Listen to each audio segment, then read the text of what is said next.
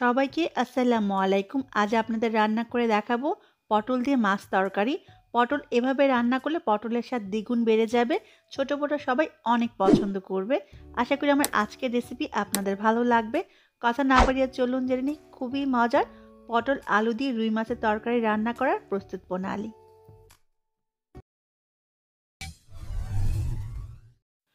আজকে পটল তরকারি আমি রুই মাছ দিয়ে রান্না করব। আপনি যে কোনো বড় মাছ দিয়ে এই তরকারিটা রান্না করতে পারবেন। এখানে আমি 5 টুকরা রুই মাছ খুব ভালো করে ধুয়ে পরিষ্কার করে নিয়েছি। মাছটাকে প্রথমে ভেজে নিতে হবে। সেজন্য সামান্য একটু হলুদের গুঁড়া দিয়ে দিলাম। এবার দিয়ে দিব স্বাদ অনুযায়ী লবণ। এবার হলুদ আর লবণটাকে খুব ভালো করে মাছের সাথে মেখে নিয়েছি। এখানে আমি 1/2 কেজি পরিমাণ পটল নিয়েছি। পটলটাকেও ভেজে নিতে হবে। আর পটলের খোসাটা ফেলে খুব ভালো করে ধুয়ে আমি 2 টুকরা করে নিয়েছি।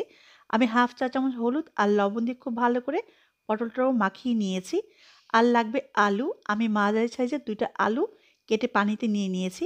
এরকম একটু মোটা সাইজ করে কেটে নিয়েছি। আলুগুলোকে কেটে এরকম পানিতে ভিজিয়ে রাখলে আলুটা কালচে হয়ে যাবে না। এবার চলে যাব রান্নায়। চুলায় একটি প্যান বসিয়ে দিলাম। এর মাঝে দিয়ে দিব আমি 1/2 কাপ পরিমাণ তেল। সম্পূর্ণ রান্নাটা আমি তেলের মাঝে করব, সেজন্য একটু তেলের পরিমাণটা বাড়িয়ে দিয়েছি।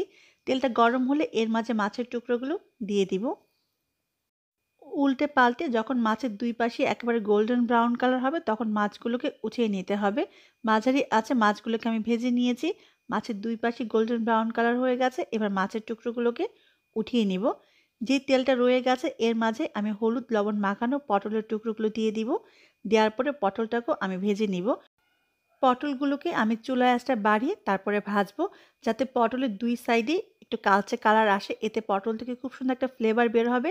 রান্নার পরে খেতে অনেক ভালো লাগবে। পটলটা এরকম তেলের মাঝে ভেজে রান্না করলে পটলের স্বাদ দ্বিগুণ বেড়ে যায়। পটলটা উল্টে পাল্টে 2 পাশে এরকম কালার চলে আসছে। এবার পটলটাকে আমি উঠিয়ে নিব। পটলটা উঠিয়ে নেওয়ার পর যে তেলটা রয়ে যাবে এর মাঝে আমি আলুর টুকরাগুলো দিয়ে দিব।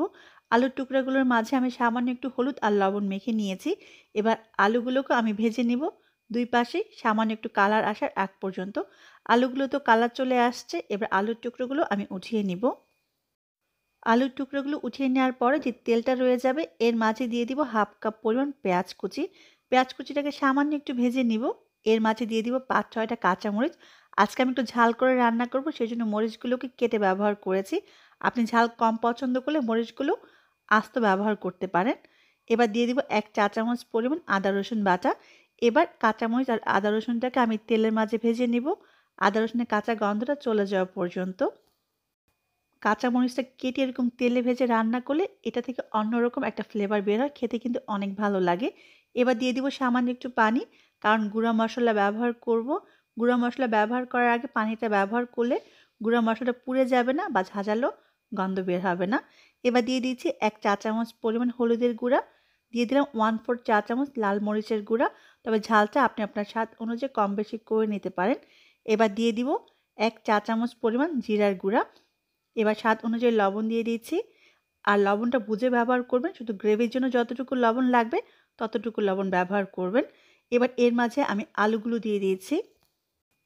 আলুগুলোকে ভাজার সময় আমি চুলা আঁচটা বাড়িয়ে ভেজেছিলাম খুব সুন্দর একটা ফ্লেভারের জন্য। পুরোপুরি সেদ্ধ হয়নি। এবার এই মশলার মাঝে আলুগুলোকে আমি কষিয়ে নেব 2 মিনিটের মতো। 2 মিনিটের মতো কষানোর পরে আমি দিয়ে দিলাম 1/2 কাপ পরিমাণ পানি। আবারও খুব ভালো করে নেড়ে মিশিয়ে নিব। খুব ভালো করে নেড়ে মিশানোর পরে চুলা আঁচটা মাঝারি করে আমি ঢেকে দিব আলুগুলো সামান্য সিদ্ধ হওয়ার জন্য।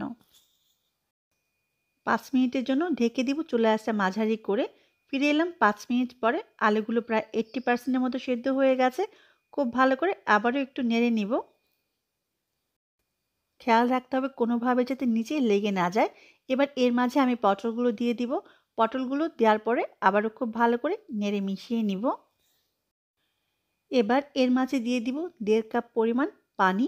এই 1.5 কাপ পানিতে আলু এবং পটলটা খুব ভালো করে সেদ্ধ হয়ে যাবে। এবার আবার আমি ঢেকে দিব পানিটা ফুটে ওঠা পর্যন্ত। ফিরে এলাম পানিটা ফুটে ওঠার পরে। এবার এর মাঝে আমি যে মাছগুলো ভেজে রেখেছিলাম সেই ভেজে রাখা মাছগুলো দিয়ে দিব। মাছগুলো দেওয়ার পরে সামান্য একটু নেড়ে নিতে হবে। তারপর আবারও চুলা আঁচটা মাঝারি করে আমি ঢেকে দিব 5 থেকে 6 মিনিটের জন্য। ফিরে এলাম 5 মিনিট পরে। যেহেতু মাছটাও ভাজি করা, তরকারিটাও প্রায় সিদ্ধ হয়ে আসছে, সেজন্য রান্না হতে খুব বেশি সময় লাগবে না। এই পর্যায়ে মাছগুলোকে উল্টে দিতে হবে। এই কাজটা সাবধানে করবেন কারণ মাছটা যাতে ভেঙে না যায়। খুব ভালো করে উল্টানো হয়ে গেলে দিয়ে দিব হাফ চা চামচ পরিমাণ টালা জিরার গুঁড়া। জিরাটাকে ভেজে গুঁড়ো করে নিলে টালা জিরার গুঁড়া বলে। দিয়ে দিলাম ৩-৪টা আস্ত কাঁচামরিচ ফ্লেভারের জন্য। এবার দিয়ে দিব হাফ কাপ পরিমাণ ধনেপাতা কুচি। আবারও ঢেকে দিব চুলার আঁচটা কমিয়ে ২ থেকে ৩ মিনিটের জন্য, সবগুলো মসলার ফ্লেভারটা আসার জন্য। ফিরে এলাম ৩ মিনিট পরে। আমার তরকারিটা একেবারে পারফেক্টভাবে রান্না হয়ে গেছে। অবশ্যই লবণটা চেক করে নেবেন। আমি আলুটা চেক করে নিচ্ছি সিদ্ধ হয়েছে কিনা। একেবারে পারফেক্টভাবে সিদ্ধ হয়ে গেছে। এবার নামিয়ে আপনি আপনার পছন্দ মতো পরিবেশন করুন। খুবই মজার আলু পটল দিয়ে রুই মাছের তরকারি।